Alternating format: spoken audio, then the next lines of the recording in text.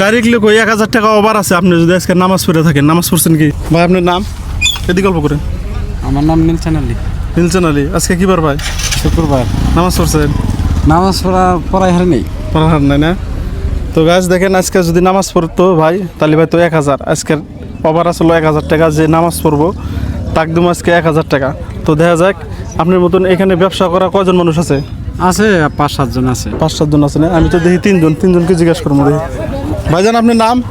হ্যাঁ, নাম আপনার? রাশিদুল। রাশিদুল। আজকে কি বার? আজকে শুক্রবার। আজকে শুক্রবার। নামাজ পড়ছেন? নামাজ তো পড়ি নাই। নামাজ পড়েন নাই না?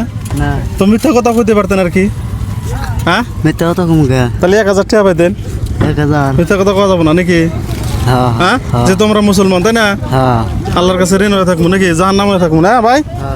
নামাজ যদি পড়ে আজকে মানে যারা ব্যবসা করতেছে তাদের জন্য 1000 টাকা ওভার আছে। জিনিসটা কিরকম হবো? ভালো হবে। ভালো হবো না ভাই? ঠিক আছে, আরেকজন আছে, জিজ্ঞেস করে দেখি। ভাইজান আসসালামু আলাইকুম। ওয়ালাইকুম আসসালাম। নাম কি ভাইজান? আনোয়ার হোসেন। আজকে কি বার? আজকে তো শুক্রবার ভাই। আজকে শুক্রবার না? হ্যাঁ। ডাইরেক্টলি কই 1000 টাকা ওভার আছে। আপনি যদি আজকে নামাজ পড়ে থাকেন, নামাজ পড়ছেন কি? না, নামাজ পড়ি নাই। পড়েন নাই না? না। হ্যাঁ, না।